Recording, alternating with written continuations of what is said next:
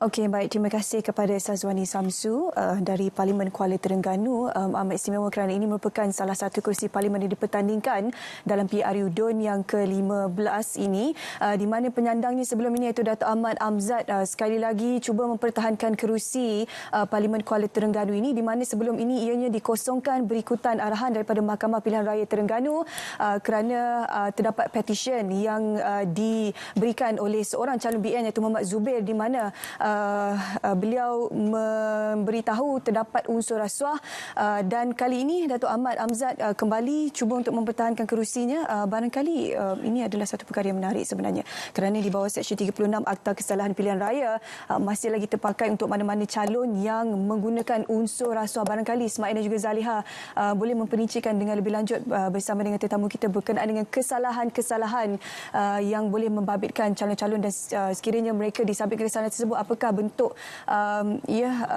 tindakan yang akan dikenakan terhadap mereka. Ismail, Zaliha, silakan. Baik. Ya, menarik kita bawakan kolerasi berkenaan tentang tindakan mahkamah dan juga arahan mahkamah untuk mengosongkan kawasan pilihan raya tersebut di Kuala Terengganu.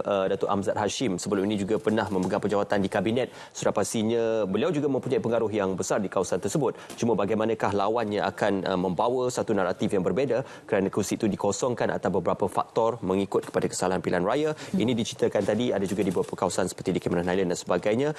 Kita sebenarnya nak lanjutkan persoalan Zaliha berkenaan tentang tadi disebutkan adalah pendanaan politik. Seterusnya kita membawa naratif kepada lompat parti. Menarik kita bercakap dalam lompat parti. Ya, bersama kami di studio masih lagi kita bercakap dengan Dr. J. Manimar dan juga Dr. Muhammad Syamsino.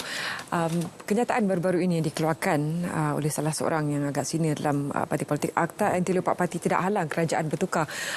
Mengapa kenyataan seperti ini boleh masih lagi dikeluarkan? Mungkin Dr. Syamsino boleh berikan komen beliau. Saya kira kenyataan ini adalah disebabkan sesetengah pihak melihat di mana ruang kelemahan sesuatu akta. Maka seperti tersedia maklum, undang-undang ini adalah satu benda yang baik. Tapi undang-undang ini selain daripada perlu diperkasakan, undang-undang ini juga perlu diteliti. Ada sahabat kata, undang-undang ini memang ada kelemahan, tetapi adalah lebih baik adalah daripada tak ada. Maka kalau berbalik kepada persoalan tadi, adakah boleh berlaku ataupun tidak perubahan kerajaan dan sebagainya, dari segi undang-undangnya saya berpandangan ianya boleh sekiranya ia keluar sekiranya berlaku keadaan di mana perubahan satu kelompok parti. Kalau waktu lompat parti dia tak boleh lompat seorang-seorang kan, dia kena lompat jemaah lah kira on block macam tu. Jadi dari segi undang-undangnya saya kira pada itu boleh walaupun sukar, sekalipun sukar.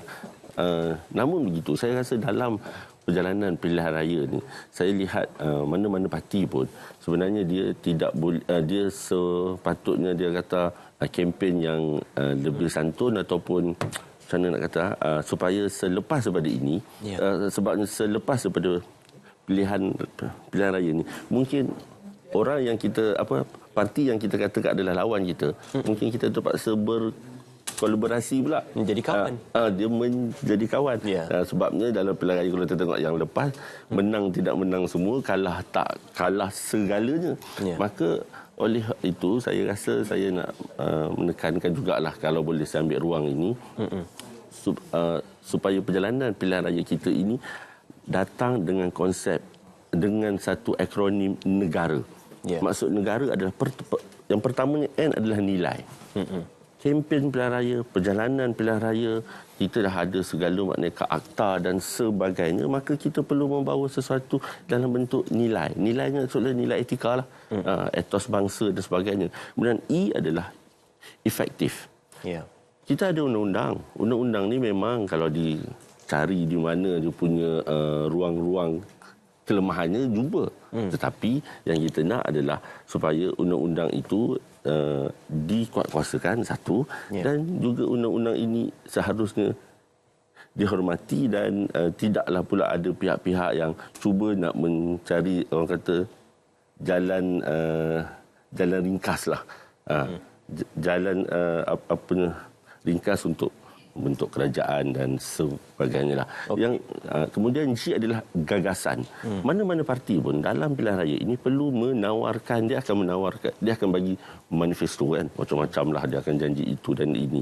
Jadi gagasannya adalah seharusnya diletakkan bukan sekadar untuk parti tetapi untuk negara, sebab parti ni dia boleh berubah. Watak dalam parti boleh berubah. Parti A dengan parti B boleh berkawan, yang sebelum ni mungkin berlawan dan sebagainya. Dan A adalah aspirasi. Aspirasi maksudnya kehendak. Dalam pilihan raya, pengundi terutamanya mesti turun mengundi. Sebab ini adalah aspirasi negara.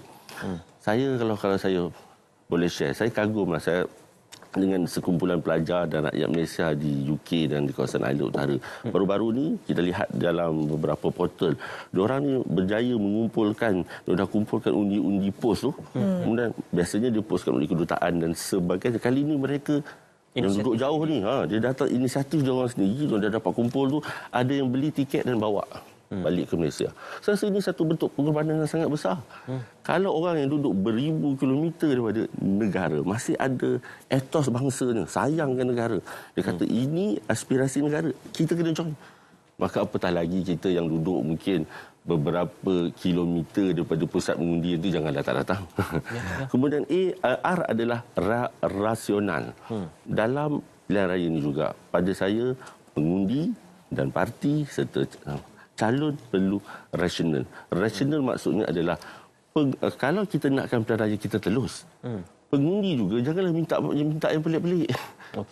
Minta pelik-pelik, minta bakal calon bayar yuran sekolah anak, minta bayar bil air dan sebagainya. Yang ini berlaku. Saya dengar untuk pembelian rambut palsu pun ada. Rambut palsu ada.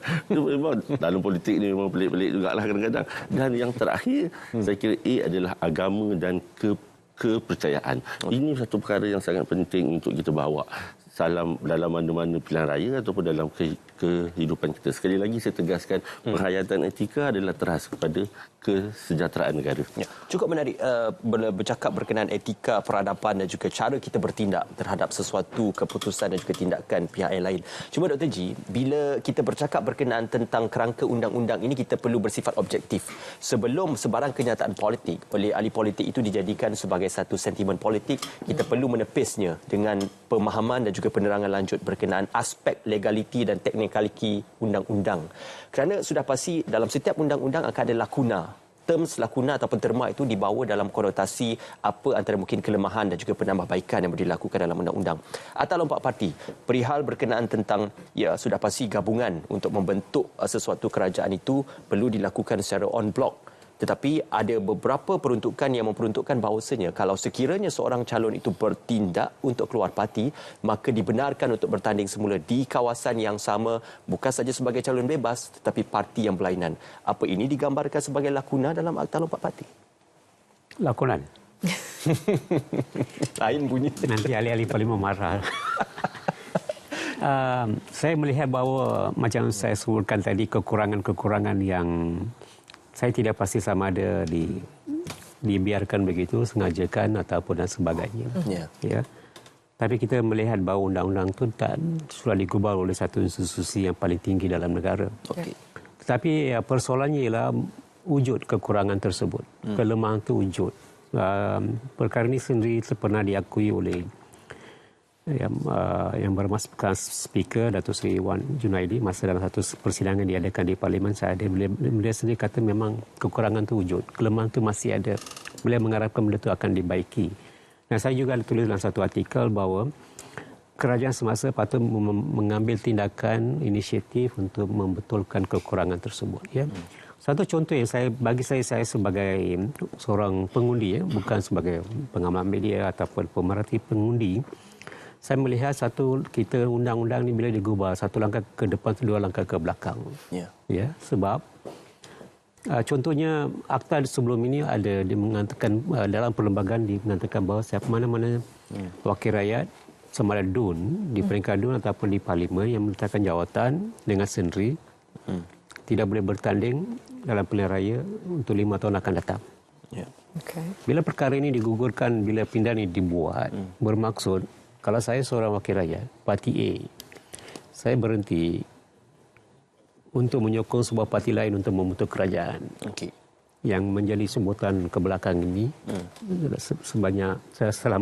sepanjang 10 bulan yang lepas bermaksud ada tendensi untuk pihak-pihak tertentu untuk keluar parti yang mereka ada dan bertanding semula dalam pilihan kecil. Hanya hilang jawatan, tidak hilang kelayakan? Tidak, dia boleh bertanding. Okey.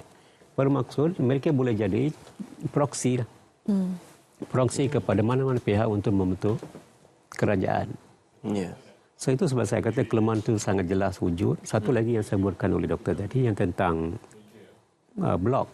Parti mana-mana parti keluar daripada blok itu pun tidak patut dibiarkan. Okey. Tidak patut dibenarkan dalam debat. Sebab bila tadi kita cakap mengenai integriti, ini pun integriti wakil rakyat. Dari integriti calon, dari integriti parti, semuanya adalah integriti. Ya. Integriti untuk membentuk proses membina bangsa dan negara. Kalau parti undang-undang kita wujud dan ada kelemahan-kelemahan, dan bila kita tak ada integriti, mengapa kita nak keluar daripada satu parti yang kita telah bertanding? Bermaksud sama ada parti itu tak ada integriti ataupun wakil rakyat itu tak ada integriti. Akhirnya semua tak ada integriti dalam ekosistem pilihan raya, ekosistem politik, ekosistem governance. Ya. So balik kepada proses juga, kita kena balik kepada integriti again, dan kita kena wujud, kita kena integriti pendidikan, bukan saja literasi pilihan raya di kalangan pengundi, tetapi literasi menjadi wakil rakyat yang berintegriti pun penting. Sebab wakil rakyat menjadi wakil rakyat, mereka diundi oleh pengundi. Mereka cerminan masyarakat. Kita belanjakan 1 bilion dalam pilihan raya lepas. Yang ini hampir 500 juta, 1.5 juta keseluruhan. Kita adakan pilihan raya. Tapi lepas tu keluar parti, lepas tu kita adakan pilihan raya dan proses kita dan memberi satu persepsi persepsi dan pemikiran bahawa ahli-ahli politik ini tidak boleh dipercayai, parti politik tidak boleh dipercayai, wakil rakyat tidak boleh diyakini. Semua itu akan merugikan negara dalam jangka panjang. Sebab itu saya kata balik integriti undang-undang itu kena ada. Kadang-kadang orang katanya mengapa kita perlu banyak undang-undang. Masalahnya di Malaysia, kalau tak ada undang-undang, tak ikut. Ikut undang-undang hutan kan? Itu pun dia tak ikut juga. Bila tak ada undang-undang, dia kata saya buat kerana tak ada undang-undang. Tak salah. Saya buat salah tapi tak salah kerana tak ada undang-undang mengatakan anda salah. Itu yang berlaku di peringkat politik sekarang. Okey, baik. Kita akan lanjutkan perbualan kita. Doktor, kita nak bercakap sikit ke, Zaliha? Kita kembali selepas ini. Teruskan bersama kami untuk secara langsung sempena hari undi awal PR Negeri ke-15. Teruskan bersama kami selepas ini.